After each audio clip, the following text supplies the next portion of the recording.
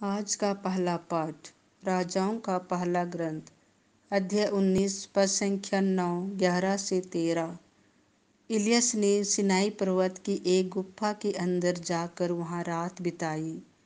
ईश्वर ने उससे कहा, निकल आओ और पर्वत पर प्रभु के सामने उपस्थित हो जाओ। तब प्रभु उसके सामने से होकर आगे बढ़ा।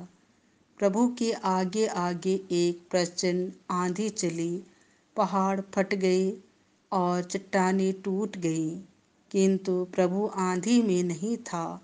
आंधी के बाद भूकंप हुआ, किंतु प्रभु भूकंप में नहीं था।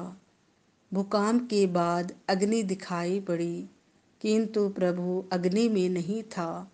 अग्नि के बाद मंद समीर की सरसराहट सुनाई पड़ी। इलियस ने यह सुनकर अपना मुंह चादर से ढक लिया और वह बाहर निकलकर गुफा के द्वार पर खड़े हो गए। आज का दूसरा पाठ रोमियों के नाम संत पौलुस का पत्र अध्याय 9 पद संख्या 1 से 5। मैं मसीह के नाम पर सच कहता हूँ और मेरा अंतःकरण पवित्र आत्मा से प्रेरित होकर मुझे विश्वास दिलाता है कि मैं झूठ नहीं बोलता। मेरे हृदय में बड़ी उदासी तथा निरंतर दुख होता है। मैं अपने रक्त संबंधी भाइयों के कल्याण के लिए मसीह से वंचित हो जाने के लिए तैयार हूँ। वे इस्राएली हैं।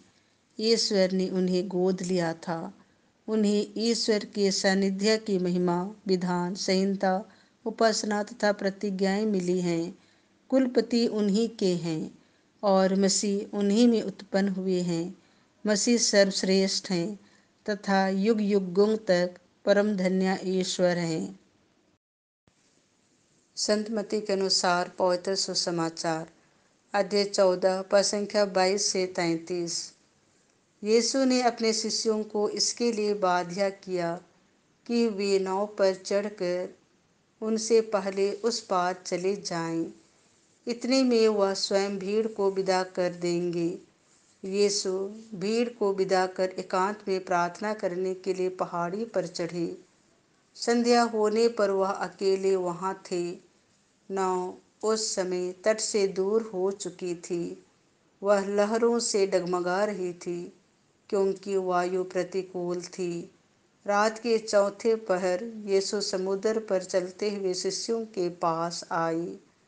जब उन्होंने यीशु को समुद्र पर चलते हुए देखा तो वे घबरा गए और यह कहकर, यह कोई प्रेत है, डर के मारे चिल्लाने लगे। यीशु ने तुरंत उनसे कहा, धीरज धरो, मैं ही हूँ, डरो मत। पेतरुस ने उत्तर दिया, प्रभु, यदि आप ही हैं तो मुझे पानी पर अपने पास आने की आज्ञा दीजिए। यीशु ने कहा, आज जाओ।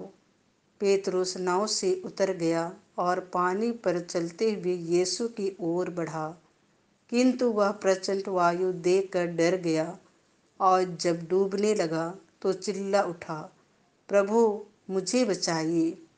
यीशु ने तुरंत हाथ बढ़ाकर उसे थाम लिया और कहा, रे अल्पविश्वासी, तुम्हें संदेह क्यों हुआ? वे नाव पर चढ़े और वायु थम गई। जो नाव में थे वे यीशु को दंडवत करते हुए कहने लगे, सचमुच आप ईश्वर के पुत्र हैं।